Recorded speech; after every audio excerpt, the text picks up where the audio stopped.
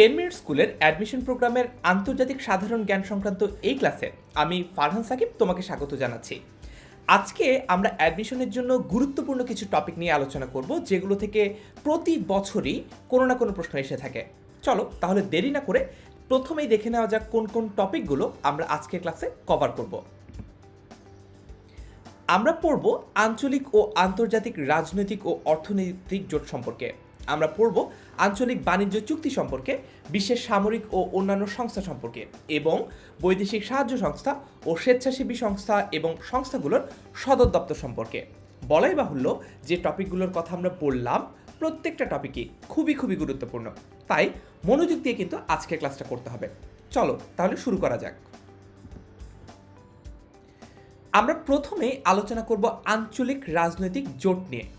এখানে একটা জিনিস জেনে রাখা ভালো, সেটা হচ্ছে আমরা ভর্তি পরীক্ষার প্রস্তুতির জন্য অথবা যে কোনো প্রতিযোগিতামূলক পরীক্ষার প্রস্তুতির জন্য যখন এই ধরনের কোনো জোট, সংস্থা কিংবা সংগঠন নিয়ে কথা বলবো কিংবা পড়বো, তখন একটা জিনিস সবসময় মাথায় রাখতে হবে, সেটা হচ্ছে এই সংস্থা, জোট কিংবা হচ্ছে সংগঠনটি কোন ক্যাটাগরির অন্তর্ভুক্ত। অর্থাৎ এটা কি রাজনৈতিক জোট, নাকি এটা অর্থনৈতিক জোট, নাকি এটা কোনো আঞ্চলিক জোট, অথবা এটা আন্তর্জাতিক কোনো জোট কিনা। এখন প্রশ্ন হচ্ছে যে শুরুতেই আমরা যে আঞ্চলিক রাজনৈতিক জোট নিয়ে কথা বলা শুরু করলাম, এই আঞ্চলিক রাজনৈতিক জোটটা আসলে কি?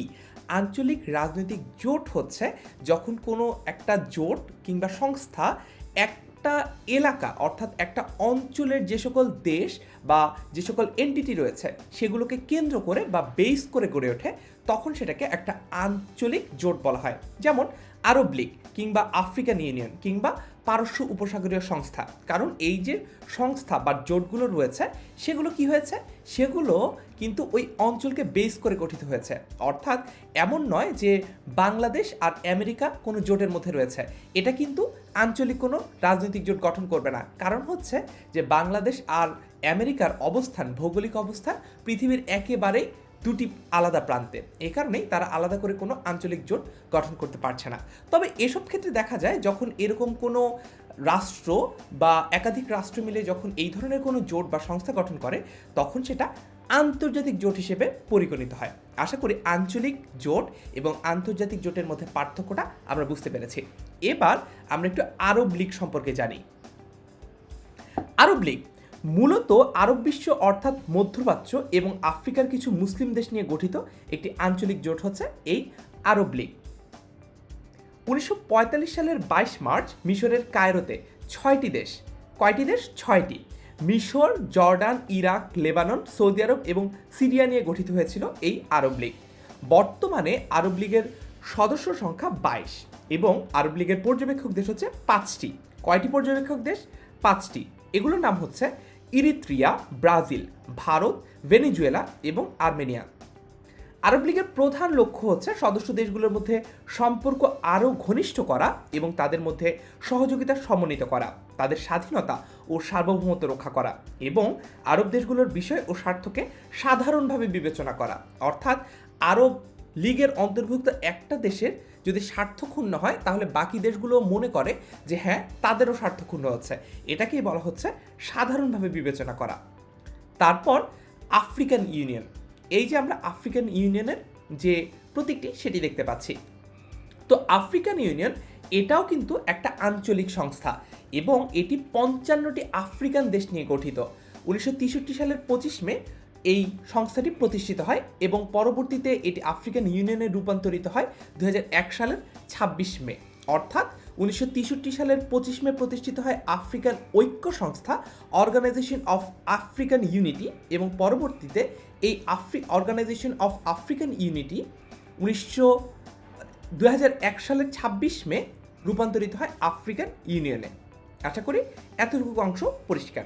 এবং আফ্রিকান ইউনিয়নের লক্ষ্য অনেকটা আরব লীগের মতো, সেটা হচ্ছে একতাবদ্ধভাবে নিজেদের স্বার্থ আদায়ের জন্য কাজ করা।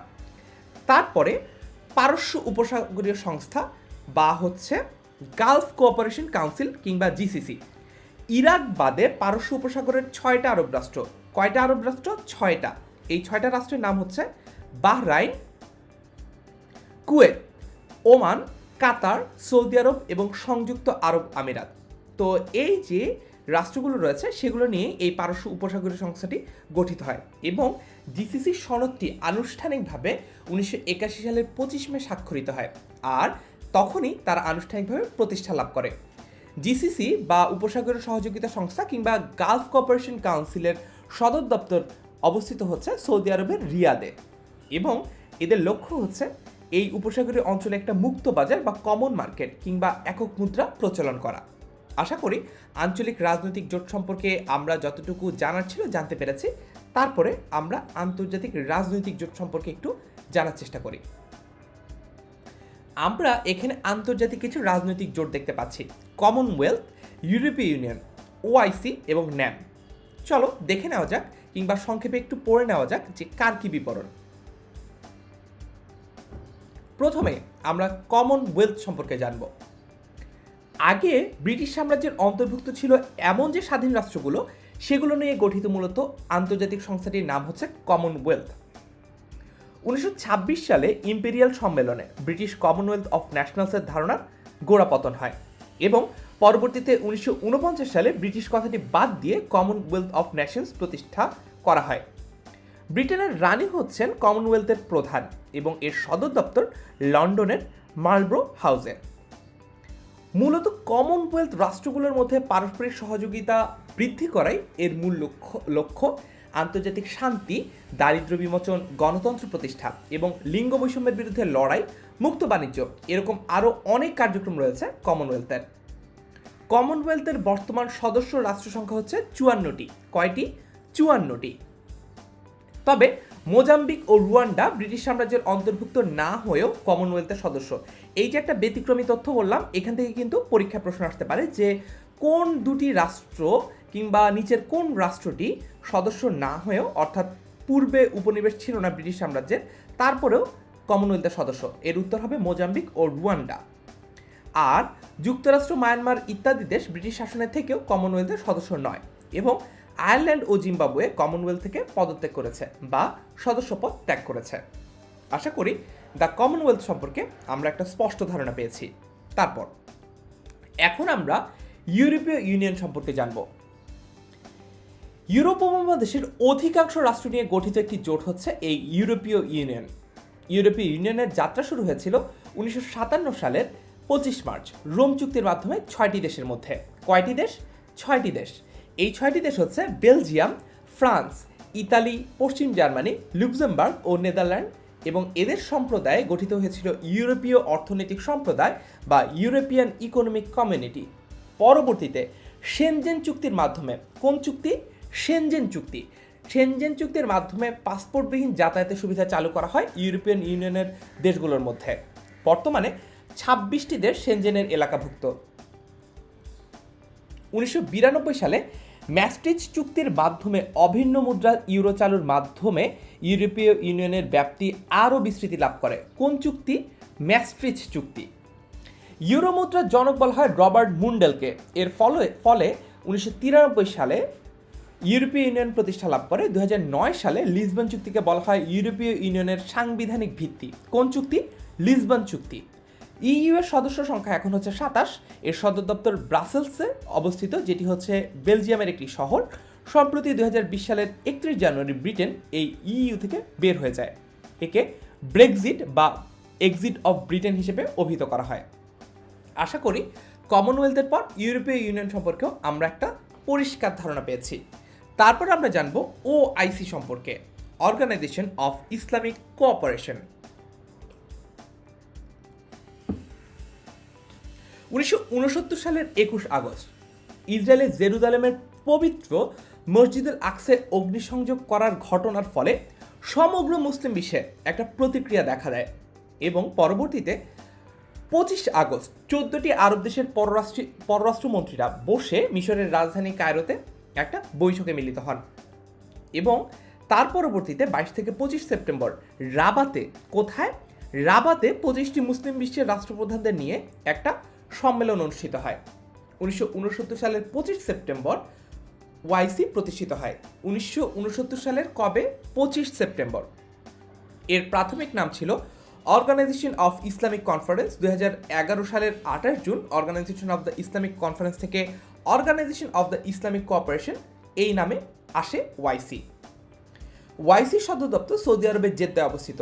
সদস্য সংখ্যা 57 এবং ওয়াইসির দাপ্তরিক ভাষা হচ্ছে 3টি: আরবি, ইংরেজি ও ফ্রেঞ্চ। আশা করি কমনওয়েলথ, ইউরোপীয় ইউনিয়ন এবং ওয়াইসি সম্পর্কে আমরা একটা পরিষ্কার ধারণা পেয়েছি। তারপর আমরা পড়ব ন্যাম সম্পর্কে। ন্যাম এর পূর্ণরূপ হচ্ছে নন অ্যালাইন্ড মুভমেন্ট। এখন প্রশ্ন হচ্ছে যে কিসের সাথে অ্যালাইনমেন্ট থাকবে না, এটা উত্তরটা আমরা জেনে নিই। নন অ্যালাইন্ড মুভমেন্টের বাংলা হচ্ছে জোট নিরপেক্ষ আন্দোলন। দ্বিতীয় বিশ্বযুদ্ধের পরে ঔপনিবেশিক রাষ্ট্রগুলো যখন আস্তে আস্তে ভেঙে স্বাধীন রাষ্ট্র তৈরি হতে থাকে, তখন দেখা যায় যে বিশ্ব রাজনীতি নতুন একটা মোড় নিচ্ছে। কারণ দ্বিতীয় বিশ্বযুদ্ধের পরে যে দুটো পরাশক্তি ছিল, রাশিয়া এবং আমেরিকা, তারা সরাসরি কোনো যুদ্ধে লিপ্ত আর না হলেও তারা স্নায়ুযুদ্ধে জড়িয়ে পড়ে। অর্থাৎ দেখা যায় যে দুটো দেশ রাজনৈতিক ক্ষেত্রে প্রতিযোগিতা করছে, দুটো দেশ সামরিক ক্ষেত্রে প্রতিযোগিতা করছে, এবং এমনকি বৈজ্ঞানিক বিভিন্ন আবিষ্কারের ক্ষেত্রেও তারা একে অপরকে পাল্লা দেওয়ার একটা চেষ্টা করতে থাকে। তো এরকম একটা সময় তারা দুটো দেশই, দুটো পরাশক্তি চেষ্টা করতে থাকে তাদের যে রাজনৈতিক আদর্শটা রয়েছে, অর্থাৎ একটা দেশ বিশ্বাস করছে গণতন্ত্রে, আরেকটা দেশ বিশ্বাস করছে সমাজতন্ত্রে, এই রাজনৈতিক আদর্শগুলো অন্যান্য দেশের মধ্যে ছড়িয়ে দিতে, অর্থাৎ অন্যান্য সকল দেশকে, বিশ্বের অন্যান্য সকল দেশকে নিজেদের পক্ষে আনার একটা চেষ্টা করতে থাকে আমেরিকা এবং রাশিয়া পৃথকভাবে।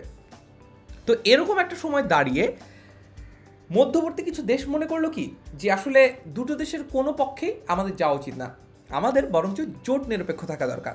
তো এই ধারণা থেকেই মূলত ন্যামের উৎপত্তি। এখন 1955 সালের এপ্রিলে ইন্দোনেশিয়ার বাংদুতে অনুষ্ঠিত বাংদু কনফারেন্স ছিল ন্যামের ইতিহাসে প্রথম গুরুত্বপূর্ণ মাইলফলক। ন্যামের প্রথম সম্মেলনে 25টি দেশ অংশগ্রহণ করে এবং ন্যামের উদ্যোক্তা ছিলেন যুগোস্লাভিয়ার প্রেসিডেন্ট মার্শাল টিটো, ভারতের প্রধানমন্ত্রী জওহরলাল নেহেরু, ঘানার প্রেসিডেন্ট নক্রুমা, মিশরের প্রেসিডেন্ট জালাল আবদেল নাসের এবং ইন্দোনেশিয়ার প্রেসিডেন্ট সুকর্ণ। 1961 সালে পুরাতন যুগোস্লাভিয়ার রাজধানী বেলগ্রেডে জন্ম হয় জোট নিরপেক্ষ আন্দোলনের। ন্যামের কোনো সদর দপ্তর নেই, এর বর্তমান সদস্য সংখ্যা 120। অর্থাৎ আমরা জানতে পারলাম এই স্লাইডে কমনওয়েলথ সম্পর্কে, ইউরোপীয় ইউনিয়ন সম্পর্কে, আমরা জানলাম ওয়াইসি সম্পর্কে এবং সবশেষে ন্যাম সম্পর্কে।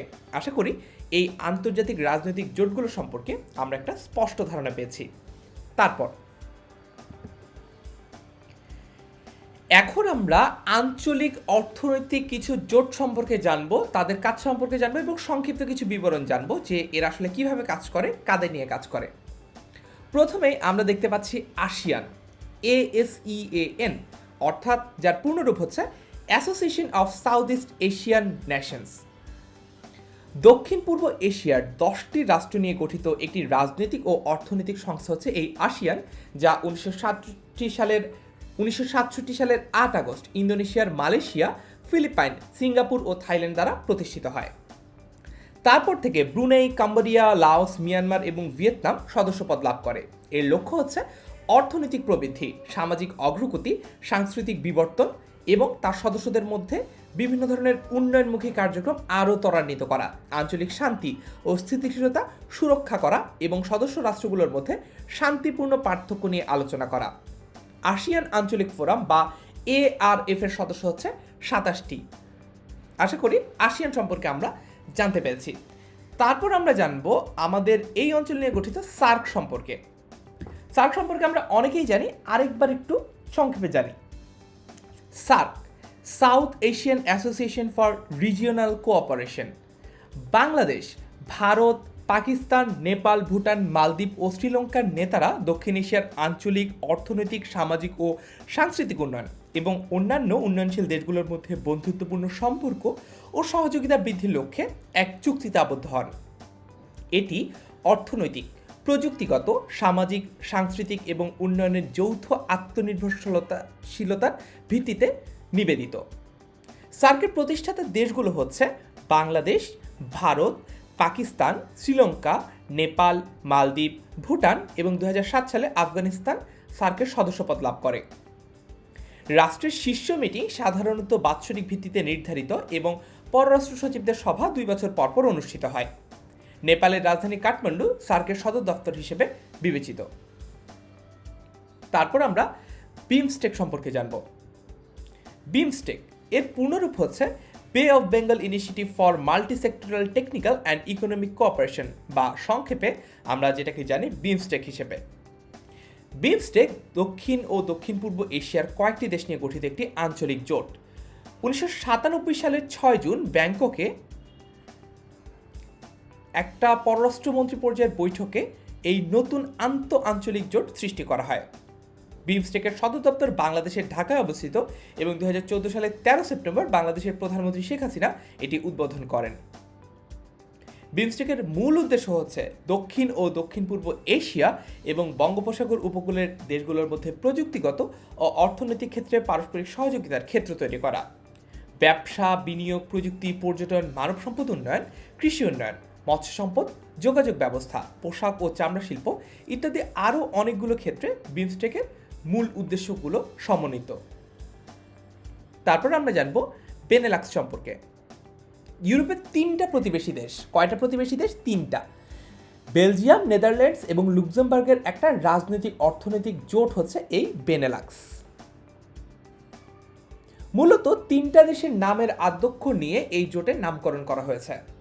এই অঞ্চলের অর্থনীতি শক্তিশালী করার লক্ষ্যে মুক্তবাজার বা ফ্রি ট্রেড সুবিধা চালু করার লক্ষ্য নিয়ে 1944 সালে চুক্তিটি স্বাক্ষরিত হয়, যা কার্যকর করা হয় 1948 সালে। এভাবে পারস্পরিক অর্থনৈতিক সমৃদ্ধি অর্জনের লক্ষ্য নিয়ে এই আঞ্চলিক সংস্থাটি কাজ করছে। এর সদর দপ্তর বেলজিয়ামের ব্রাসেলসে। তারপর এডিবি বা এশিয়ান ডেভেলপমেন্ট ব্যাংক। আঞ্চলিক উন্নয়ন ব্যাংক হিসেবে 1966 সালের 19 ডিসেম্বর এটি প্রতিষ্ঠিত হয়। এশিয়ার দেশগুলোর অর্থনৈতিক উন্নয়নকে আরও দ্রুত, বেগবান ও সহজ করাই ব্যাংকটির মূল উদ্দেশ্য। এশীয় উন্নয়ন ব্যাংক প্রতিষ্ঠা পেয়েছে মূলত কিছু সংখ্যক জাপানিদের আগ্রহের প্রেক্ষিতে। তারা 1962 সালে ব্যাংকের মাধ্যমে আঞ্চলিক উন্নয়নের লক্ষ্যে প্রাইভেট প্ল্যান বা বেসরকারি পরিকল্পনা ও চিন্তাধারা গ্রহণ করে। পরবর্তীতে জাপান সরকার এতে সরাসরিভাবে জড়িয়ে পড়ে।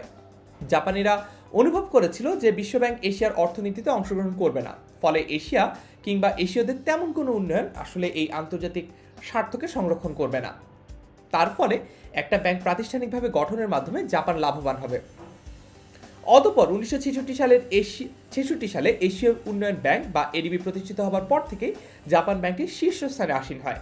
ব্যাংকের সর্বোচ্চ নীতি নির্ধারক হিসেবে 12 সদস্যের বোর্ড অব গভর্নর্স রয়েছে।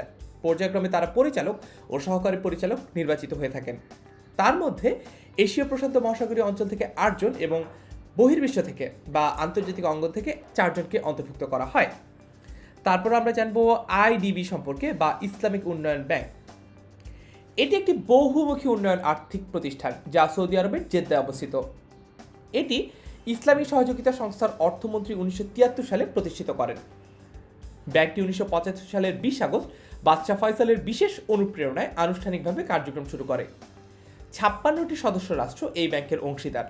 মুসলিম সদস্য রাষ্ট্র এবং অসদস্য রাষ্ট্রগুলোকে আরও বেশি সহযোগিতা করার জন্য আইডিবি 22 মে 2013 সালে অনুমোদিত মূলধন 3 গুণ বাড়িয়ে প্রায় $150 বিলিয়ন উন্নীত করে। আশা করি যে আঞ্চলিক অর্থনৈতিক জোটগুলো সম্পর্কে আমরা জানার চেষ্টা করলাম, ASEAN, SAARC, BIMSTEC, Benelux, ADB এবং আইডিবি, সেগুলো সম্পর্কে আমরা একটা স্পষ্ট ধারণা পেয়েছি।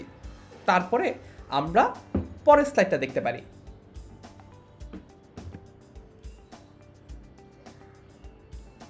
এখন আমরা আরও কিছু আঞ্চলিক জোট সম্পর্কে জানব। প্রথমে আমরা জানব ওপেক সম্পর্কে। ওপেকের পূর্ণরূপ হচ্ছে organisation of the petroleum exporting countries. তার মানে হচ্ছে বিশ্বের তেল রপ্তানিকারক যে সকল রাষ্ট্র রয়েছে সেই রাষ্ট্রগুলোর একটা সংগঠন। 1970 সাল থেকে বিশ্বের জ্বালানি তেলের বাজারে ওপেক গুরুত্বপূর্ণ ভূমিকা রেখে আসছে। এর বর্তমান সদস্য 13টি। 2019-এর 1 জানুয়ারি কাতারে এবং 2020-এর 1 জানুয়ারি ইকুয়েডর সদস্যপদ ছেড়ে দেয় এবং সংস্থাটির মিশন হচ্ছে সদস্য দেশগুলোর পেট্রোলিয়াম নীতিগুলোকে সমন্বিত ও একীভূত করা, এবং এটি তেলের বাজারকে স্থিতিশীল করতে সাহায্য করে যাতে করে ভোক্তাদের পেট্রোলিয়ামের একটা দক্ষ অর্থনৈতিক এবং নিয়মিত সরবরাহ নিশ্চিত করা যায়। তারপর আমরা দেখব ডেভেলপিং এইড বা D8। উন্নয়নশীল 8টা দেশ নিয়ে গঠিত আন্তর্জাতিক সংস্থা হচ্ছে এই D8 বা ডেভেলপিং এইড। এই সংস্থাটি একটি অর্থনৈতিক উন্নয়ন জোট। বাংলাদেশ, মিশর, Indonesia, Malaysia, Iran, Nigeria, Pakistan এবং তুরস্ক এই 8টি দেশ নিয়ে D8 এই সংস্থাটি গঠিত। D8 এর উদ্দেশ্য হচ্ছে উন্নয়নশীল দেশগুলোর উন্নতি সাধন করা এবং বিশ্ব রাজনীতিতে নিজেদের অবস্থান সুদৃঢ় করা, পারস্পরিক বাণিজ্য সম্পর্ক ও সুবিধা বৃদ্ধি করা এবং আন্তর্জাতিক পর্যায়ে সিদ্ধান্ত গ্রহণের সকলের অংশগ্রহণ বৃদ্ধি করা এবং মানসম্পন্ন একটা জীবনযাপন নিশ্চিত করা। তারপর এপেক বা এশিয়ান প্যাসিফিক ইকোনমিক কোঅপারেশন, প্রশান্ত মহাসাগরের 21 সদস্যের অর্থনৈতিক একটা আন্তঃসরকারি ফোরাম হচ্ছে এই এপেক। 1980 দশকের মাঝামাঝি সময় আসিয়ান পরবর্তী মন্ত্রিপরিষদ সম্মেলনগুলোর ধারাবাহিকতার সাফল্যের কারণে এপেক শুরু হয়েছিল 1989 সালে। এশিয়া প্যাসিফিক অর্থনীতির ক্রমবর্ধমান পরস্পর নির্ভরতা এবং বিশ্বের অন্যান্য অঞ্চলে আঞ্চলিক বাণিজ্য ব্লকের আবির্ভাবের প্রতিক্রিয়া হিসেবে এই এপেকের যাত্রা শুরু। ইউরোপ ছাড়িয়ে কৃষিপণ্য এবং কাঁচামাল এবং নতুন বাজার প্রতিষ্ঠা করার লক্ষ্যে এপেক কাজ করে। এপেকের সদর দপ্তর সিঙ্গাপুরে অবস্থিত। তারপর CIRDAP, centre on integrated rural development for Asia and the Pacific, Bangladesh কেন্দ্রিক আন্তঃরাষ্ট্রীয় সংস্থা হচ্ছে এই সিড্যাপ এবং এর লক্ষ্য হচ্ছে পল্লী উন্নয়ন ও দারিদ্র্য বিমোচন।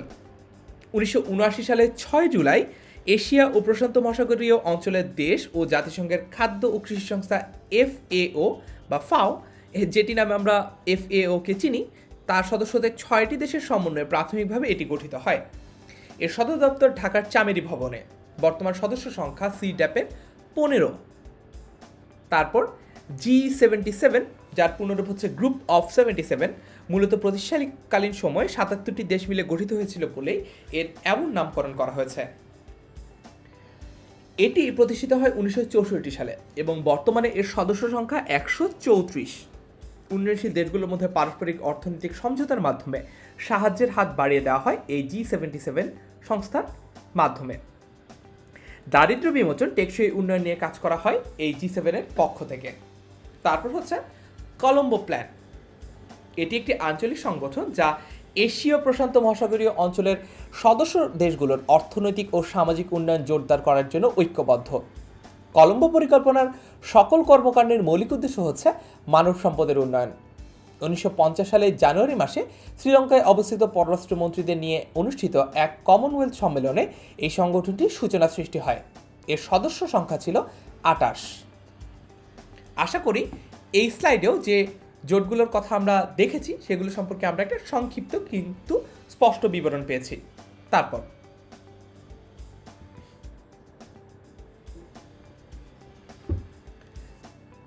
এখন আমরা কিছু আঞ্চলিক বাণিজ্য চুক্তি সম্পর্কে জানব। প্রথমেই আমরা দেখতে পাচ্ছি নাফটা। নাফটার পূর্ণরূপ হচ্ছে North American free trade agreement, আর এর সদস্য হচ্ছে যুক্তরাষ্ট্র, কানাডা ও মেক্সিকো। 1994 সালের 1 জানুয়ারি থেকে যুক্তরাষ্ট্র, কানাডা ও মেক্সিকোর মধ্যে বলবৎ হয়েছে এই চুক্তিটি। চুক্তির আওতায় এই 3 দেশের মধ্যে প্রায় সকল শিল্প ও কৃষিপণ্য, সেবা সামগ্রী অবাধ শুল্কবিহীনভাবে আমদানি ও রপ্তানি করার সুযোগ সৃষ্টি করা এবং এক দেশ থেকে আরেক দেশে ব্যবসা বাণিজ্য ও শিল্পে বিনিয়োগ করার পথ খুলে দেওয়া হয়েছে। এই চুক্তি দুটি দেশের মধ্যে কিংবা এই যে দেশগুলো রয়েছে চুক্তিবদ্ধ, সেই দেশগুলোর মধ্যে পারস্পরিক যে বাণিজ্য সেটির পথকে আরও সুগম করে।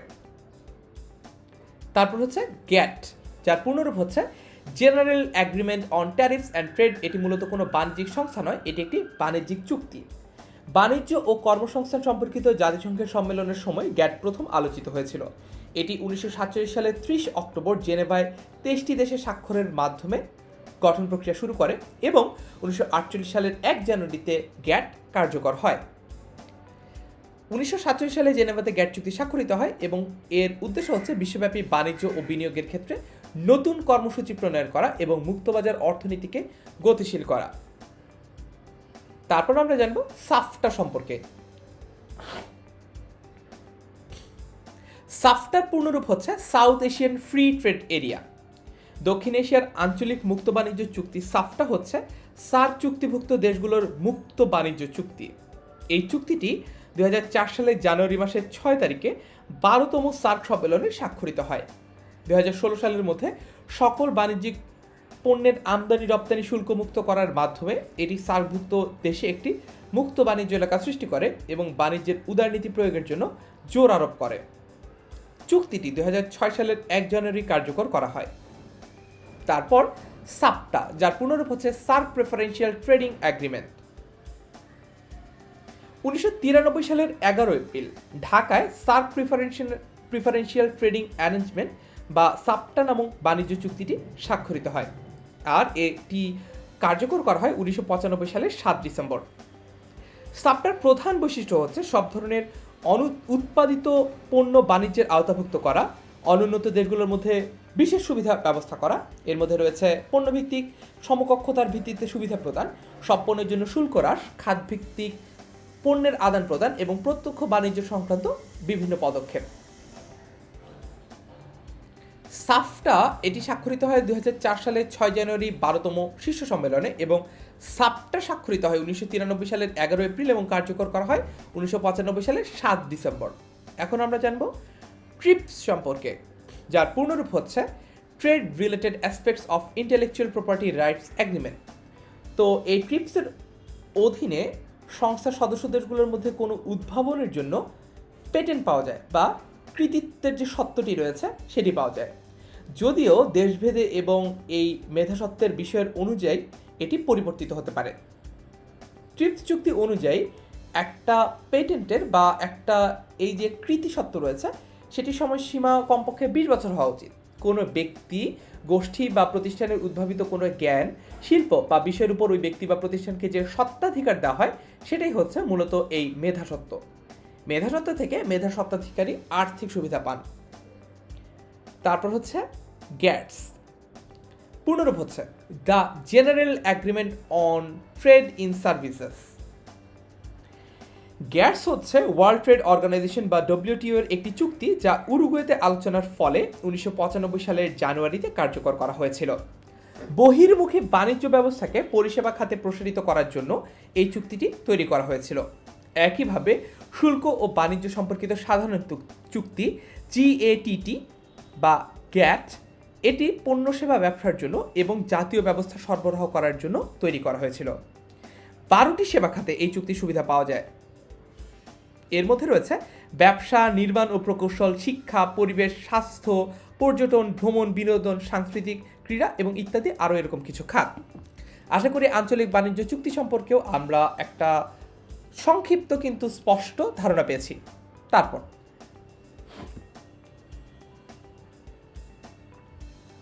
এখন আমরা বিশ্বের সামরিক সংস্থা সম্পর্কে জানব। প্রথমে আমরা জানব ন্যাটো সম্পর্কে, যার পূর্ণরূপ হচ্ছে নর্থ আটলান্টিক ট্রিটি অর্গানাইজেশন বা ন্যাটো। প্রতিষ্ঠিত হয়েছিল 1949 সালে। বর্তমান সদস্য 28টি, সদর দপ্তর ব্রাসেলসে এবং 1966 সালের আগ পর্যন্ত ন্যাটোর সদর দপ্তর ছিল প্যারিসের। সর্বশেষ সদস্য হচ্ছে উত্তর মেসিডোনিয়া। 2020 সালের 27 মার্চ এটি অন্তর্ভুক্ত হয়েছে, অর্থাৎ যেহেতু একেবারে রিসেন্ট একটা তথ্য, গুরুত্বপূর্ণ তোমাদের জন্য। এবং মহাসচিব হচ্ছেন জেন্স স্টলটেনবার্গ। তো তারপর হচ্ছে ইন্টারপোল সম্পর্কে একটু জানি সংক্ষেপে। ইন্টারপোলের পূর্ণরূপ হচ্ছে ইন্টারন্যাশনাল ক্রিমিনাল পুলিশ অর্গানাইজেশন বা ইন্টারপোল। প্রতিষ্ঠিত হয় 1923 সালে। বর্তমান সদস্য 194টি, সদর দপ্তর প্যারিসের লিও এবং বাংলাদেশ সদস্যপদ লাভ করে 1976 সালে। ইন্টারন্যাশনাল ক্রিমিনাল পুলিশ কমিশন থেকে ইন্টারন্যাশনাল ক্রিমিনাল পুলিশ অর্গানাইজেশন গঠিত হয় 1956 সালে। একেবারে সংক্ষেপে আমরা হচ্ছে গুরুত্বপূর্ণ তথ্যগুলো জানলাম। এখন একটু প্রেক্ষাপটটা জানি যে ন্যাটো আসলে কিভাবে কাজ শুরু করেছিল বা ন্যাটোর গল্পটা একটু জানি। 1949 সালের 4 এপ্রিল প্রতিষ্ঠিত এই সামরিক সংস্থাটি হচ্ছে ন্যাটো। ন্যাটো জোটভুক্ত দেশগুলো পারস্পরিক সামরিক সহযোগিতার জন্য অঙ্গীকারবদ্ধ। আটলান্টিক মহাসাগরের দুই পাড়ে অবস্থিত উত্তর আমেরিকার মার্কিন যুক্তরাষ্ট্র ও কানাডা এবং ইউরোপের অধিকাংশ দেশ এই জোটের সদস্য। এছাড়াও আরেকটা দেশ এই দেশের সদস্য, যেটা মনে রাখা তোমাদের জন্য গুরুত্বপূর্ণ, সেটা হচ্ছে তুরস্ক। প্রতিষ্ঠাকালীন সদস্য হচ্ছে 12টি। ন্যাটোর বর্তমান সদর দপ্তর যদিও বেলজিয়ামের ব্রাসেলসে, কিন্তু এর আগের সদর দপ্তর ছিল ফ্রান্সের প্যারিসে। সদস্য রাষ্ট্রগুলোর মধ্যে তুরস্ক ও আলবেনিয়ায় মুসলিম রাষ্ট্র। বর্তমান সদস্য দেশ হচ্ছে 28টি।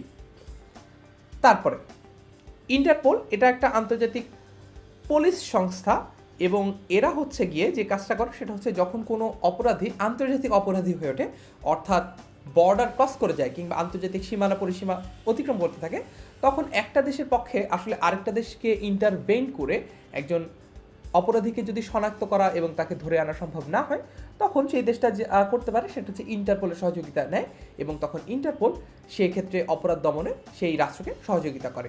অর্থাৎ এই কাজটি করা হয়ে থাকে দুটি দেশেরই সম্মতিক্রমে। তারপর এখন আমরা বিশ্বের কয়েকটা স্বেচ্ছাসেবী সংস্থা সম্পর্কে জানবো। আমরা প্রথমে ছবিতে দেখতে পাচ্ছি International Committee of Red Cross, তারপর আমরা দেখতে পাচ্ছি World Organisation for Scout Movement, Amnesty International, Rotary International, Oxfam International এবং ট্রান্সপারেন্সি ইন্টারন্যাশনাল। দেখা যাক, আমরা একটু সংক্ষেপে জানি। প্রথমেই আমরা জানবো রেড ক্রস সম্পর্কে। রেড ক্রস আন্দোলনের প্রতিষ্ঠাতা হেনরি ডুরান্ট। কে? Henry Durant. তিনি 1863 সালের এই রেড ক্রস কার্যক্রমের প্রতিষ্ঠা করেন। International Committee of Red Cross তার 189টি সদস্য জাতীয়করণের মাধ্যমে প্রতি বছর 160 মিলিয়ন মানুষের কাছে পৌঁছায়। এটি দুর্যোগপূর্ণ সময় এবং আগে পরে কাজ করে এবং ঝুঁকিপূর্ণ মানুষের চাহিদা পূরণ এবং উন্নত জীবন ও জরুরি স্বাস্থ্য ব্যবস্থার জন্য কাজ করে। রেড ক্রস জাতীয়তা, জাতি, লিঙ্গ, ধর্মীয় বিশ্বাস, বর্গ এবং রাজনৈতিক মতামত নির্বিশেষে নিরপেক্ষ। রেড ক্রস আন্দোলন পরিচালনার লক্ষ্যে কমিটি অফ 5 গঠন করা হয় 1959 সালের 9 ফেব্রুয়ারি। 1976 সালে কমিটি অফ 5 এর নামকরণ করা হয় international Committee of Red cross বা ICRC। মুসলিম দেশগুলোতে এই সংস্থাটি রেড ক্রিসেন্ট নামে কার্যক্রম পরিচালনা করে। এটা কিন্তু গুরুত্বপূর্ণ একটা তথ্য বা ইনসাইট। তারপর আমরা জানবো World Organisation of the Scout Movement. স্কাউটের সবচেয়ে বড় প্রতিষ্ঠান হচ্ছে এই World Organisation for Scout Movement বা WOSM। এটি 1922 সালে প্রতিষ্ঠিত হয়। বর্তমানে এর সদস্য সংখ্যা 171টি। এর অপারেশনাল সদর দপ্তর হচ্ছে কুয়ালালামপুরে এবং এর মহাসচিবের কার্যালয়টিও এখানে অবস্থিত। তাছাড়াও জেনেভাতে এর আরেকটি সদর দপ্তর রয়েছে। WSM এর বর্তমান মিশন হচ্ছে স্কাউট প্রতিশ্রুতি এবং স্কাউট আইনের ভিত্তিতে একটি মানসম্পন্ন ব্যবস্থার মাধ্যমে তরুণদের শিক্ষায় অবদান রাখার জন্য একটি উন্নত বিশ্ব গঠনে সহায়তা করার জন্য ক্রমাগত কাজ করে যাওয়া। তারপর অ্যামনেস্টি ইন্টারন্যাশনাল। অ্যামনেস্টি ইন্টারন্যাশনাল মানবাধিকার বিষয়ক আন্তর্জাতিক বেসরকারি একটি সংস্থা। আন্তর্জাতিক পর্যায়ে মানবাধিকার বিষয়ে উত্তরণ ও মর্যাদা রক্ষায় জাতিসংঘ সাধারণ পরিষদে গৃহীত সার্বজনীন মানব অধিকার সংক্রান্ত ঘোষণাপত্র বাস্তবায়নে সংস্থাটি একযোগে কাজ করে যাচ্ছে। সংস্থাটি 1961 সালে যুক্তরাজ্যে স্থাপিত হয় এবং এর সদর দপ্তর লন্ডনে অবস্থিত। এর প্রতিষ্ঠাতা পিটার বেনেনসন। 8 মিলিয়নেরও বেশি সদস্য এবং সমর্থক রয়েছে এই অ্যামনেস্টি ইন্টারন্যাশনালের। সংস্থাটি 1977 সালে নোবেল শান্তি পুরস্কার এবং 1978 সালে জাতিসংঘ মানবাধিকার পুরস্কার লাভ করে। তারপর আমরা জানব রোটারি ইন্টারন্যাশনাল। ব্যবসায়িক ও পেশাদার ব্যক্তিদের নিয়ে গড়ে ওঠা বিশ্বব্যাপী সেবামূলক সংগঠন হচ্ছে এই রোটারি ইন্টারন্যাশনাল। উচ্চস্তরের মানদণ্ড বা প্যারামিটার, সমাজসেবা ও আন্তর্জাতিক বোঝাপড়ায় এই সংগঠনের ভূমিকা অপরিসীম। প্রত্যেক ব্যবসায়ী ও পেশাদার ক্লাব থেকে একজন ব্যক্তি রোটারি ক্লাবের সদস্য হয়ে থাকেন। চিকাগোর মার্কিন অ্যাটর্নি পল পি হ্যারিস 1905 সালে এই সংগঠনটি প্রতিষ্ঠা করেন, যা বিশ্বের অন্যতম প্রাচীন সেবাধর্মী প্রতিষ্ঠান রূপে স্বীকৃত। প্রাতিষ্ঠানিক ভিত্তি, ব্যবসা ও পেশাদারি পর্যায়ে উচ্চ নৈতিক মূল্যবোধ গঠন এবং বিশ্বব্যাপী ফেলোশিপ প্রদানের মহান ব্রত নিয়ে আদর্শ সেবা প্রদান কল্পে এই সংগঠনটি পথ চলা শুরু করে। প্রতিষ্ঠাকালীন সময় সংগঠনের সদস্য পদের জন্য সীমারেখা নির্দিষ্ট করা হয়। একবিংশ শতকের শুরুতে বিশ্বের 2 শতাধিক দেশ এবং ভৌগোলিক এলাকায় 1.22 মিলিয়নেরও অধিক সদস্য রয়েছে। মার্কিন যুক্তরাষ্ট্রের ইলিনয়েস অঙ্গরাজ্যের এভানস্টনে এর সদর দপ্তর অবস্থিত। তারপর আমরা জানব অক্সফাম ইন্টারন্যাশনাল সম্পর্কে। অক্সফাম ইন্টারন্যাশনাল এটি হচ্ছে 20টি স্বাধীন দাতব্য সংস্থার একটি সংঘ, যা 1942 সালে প্রতিষ্ঠিত হয় লন্ডনে। অক্সফাম ইন্টারন্যাশনালের নেতৃত্বে বিশ্বব্যাপী দারিদ্র্য বিমোচনের নানান কর্মসূচি চালু রয়েছে। অক্সফাম একটি বিশাল অলাভজনক সংঘ। অক্সফাম মূলত কাজ করে দারিদ্র্য বিমোচন, দুর্যোগে ত্রাণ কার্যক্রম, মানবাধিকার পলিসি গবেষণা সহ আরও নানান উন্নয়নমূলক কাজে। অক্সফামের সদর দপ্তর কেনিয়ার নাইরোবিতে। তারপর ট্রান্সপারেন্সি ইন্টারন্যাশনাল। ট্রান্সপারেন্সি ইন্টারন্যাশনাল বা টিআই বিশ্বের সর্বত্র পরিচিত একটি অলাভজনক বেসরকারি প্রতিষ্ঠান। আন্তর্জাতিক উন্নয়নে বিভিন্ন সংস্থা ও রাজনৈতিকভাবে সম্পৃক্ত দুর্নীতি পর্যবেক্ষণপূর্বক সাধারণের কাছে তুলে ধরাই এর মূল লক্ষ্য। বিশ্বব্যাপী দুর্নীতির তুলনামূলক চিত্র দুর্নীতি ধারণা সূচকের মাধ্যমে এটি বার্ষিক একটি প্রকাশনা প্রকাশ করে থাকে। জার্মানির বার্লিন নগরীর সদর দফতরে অবস্থিত ট্রান্সপারেন্সি ইন্টারন্যাশনাল 70টিরও বেশি দেশে কর্মকাণ্ড পরিচালনা করে আসছে। তারপর এখন আমরা বিভিন্ন সংস্থার সদর দপ্তর সম্পর্কে জানব। জেনেভা সুইজারল্যান্ডের এইখানে যেই জায়গাগুলো সদর দপ্তর রয়েছে বা যেই সংগঠনগুলো সদর দপ্তর রয়েছে সেগুলো হচ্ছে ইউরোপীয় অর্থনৈতিক কমিশন, আন্তর্জাতিক শ্রম সংস্থা, আন্তর্জাতিক টেলিযোগাযোগ ইউনিয়ন, বিশ্ব আবহাওয়া সংস্থা, বিশ্ব স্বাস্থ্য সংস্থা, বিশ্ব বাণিজ্য সংস্থা, জাতিসংঘ শরণার্থী বিষয়ক হাই কমিশন, আন্তর্জাতিক বাণিজ্য কেন্দ্র, মানবাধিকার বিষয়ক জাতিসংঘ হাই কমিশনের কার্যালয়, জাতিসংঘ প্রশিক্ষণ ও গবেষণা ইনস্টিটিউট, জাতিসংঘ সমাজ উন্নয়ন গবেষণা ইনস্টিটিউট, জাতিসংঘ মানবাধিকার council, international Committee of Red cross, বিশ্ব স্কাউট। অর্থাৎ বুঝতেই পারা যাচ্ছে যে পৃথিবীর অনেকগুলো সংগঠনের মূল যে সদর দপ্তর রয়েছে সেটি হচ্ছে সুইজারল্যান্ডের জেনেভায় অবস্থিত। যুক্তরাষ্ট্রের নিউ ইয়র্কে অবস্থিত হচ্ছে জাতিসংঘ ইউনিসেফ, জাতিসংঘ উন্নয়ন কর্মসূচি, জাতিসংঘ জনসংখ্যা তহবিল, Orbis, UN women, UNIFEM, human rights watch এই সংগঠনগুলোর সদর দপ্তর। বিশ্বব্যাংক, আইবিআরডি, আইডিএ, আইএফসি, আন্তর্জাতিক মুদ্রা তহবিল, ইন্টার আমেরিকান উন্নয়ন ব্যাংক এগুলো অবস্থিত হচ্ছে যুক্তরাষ্ট্রের ওয়াশিংটন ডিসিতে। অর্থাৎ এই সংগঠনগুলোর সদর দপ্তর যুক্তরাষ্ট্রের ওয়াশিংটন ডিসিতে অবস্থিত। তারপর হচ্ছে সিটিবিটিও, জাতিসংঘ শিল্প উন্নয়ন সংস্থা, আন্তর্জাতিক আণবিক শক্তি সংস্থা, মাদক নিয়ন্ত্রণ ও অপরাধ নিরোধ দপ্তর ওপেক এগুলোর সদর দপ্তর অবস্থিত অস্ট্রিয়ার ভিয়েনায়। তারপর হচ্ছে আফ্রিকা অর্থনৈতিক কমিশন, আফ্রিকান ইউনিয়ন এগুলোর সদর দপ্তর অবস্থিত ইথিওপিয়ার আদ্দিস আবাবায়। খাদ্য ও কৃষি সংস্থা, আন্তর্জাতিক কৃষি উন্নয়ন তহবিল, বিশ্ব খাদ্য কর্মসূচি এগুলোর সদর দপ্তর অবস্থিত ইতালির রোমে। বলাই বাহুল্য যে অনেকগুলো এখানে সংগঠনের বা সংস্থার সদর দপ্তর আমাদের মনে রাখতে হবে। তো এটা মনে রাখার উপায় কি? এটা মনে রাখার একটা সহজ টিপ কিন্তু আমাদের এই লেকচারের সাথে সমন্বিত যেই নোটটা রয়েছে অর্থাৎ গাইড রয়েছে সেখানে দেওয়া আছে। আশা করি তোমরা বইটা যখন পড়বে তখন এটা স্পষ্ট করে জানতে পারবে যে আসলে কোন টিপ কাজে লাগিয়ে এগুলো আমরা সহজে মনে রাখতে পারি। তারপর আন্তর্জাতিক বিচার আদালত, আন্তর্জাতিক অপরাধ আদালত, ইন্টারপোল, রাসায়নিক অস্ত্র নিষিদ্ধকরণ সংস্থা এগুলোর সদর দপ্তর হচ্ছে নেদারল্যান্ডসের দি হেগে। UNESCO, International Chamber of Commerce এর সদর দপ্তর হচ্ছে ফ্রান্সের প্যারিসে অবস্থিত। আন্তর্জাতিক সমুদ্র চলাচল সংস্থা, কমনওয়েলথ, অক্সফাম ইন্টারন্যাশনাল, অ্যামনেস্টি ইন্টারন্যাশনালের সদর দপ্তর হচ্ছে যুক্তরাজ্যের লন্ডনে অবস্থিত। জাতিসংঘ পরিবেশ কর্মসূচি, UN habitat, world agro forestry এর সদর দপ্তর হচ্ছে কেনিয়ার নাইরোবিতে অবস্থিত। ইসলামী সহযোগী সংস্থা, ইসলামী উন্নয়ন ব্যাংক সদর দপ্তর হচ্ছে সৌদি আরবের জেদ্দায় অবস্থিত। ইউরোপিয়ান ইউনিয়ন, বেনেলাক্স, ন্যাটো সদর দপ্তর কোথায়? বেলজিয়ামের ব্রাসেলসে। সিড্যাপ, আইসিডিডিআরবি, আন্তর্জাতিক মাতৃভাষা ইনস্টিটিউট, সার্ক কৃষি কেন্দ্র, সার্ক আবহাওয়া গবেষণা কেন্দ্র, আন্তর্জাতিক পাট গবেষণা গ্রুপ এবং বিমস্টেক এর সদর দপ্তর হচ্ছে বাংলাদেশের ঢাকায় অবস্থিত।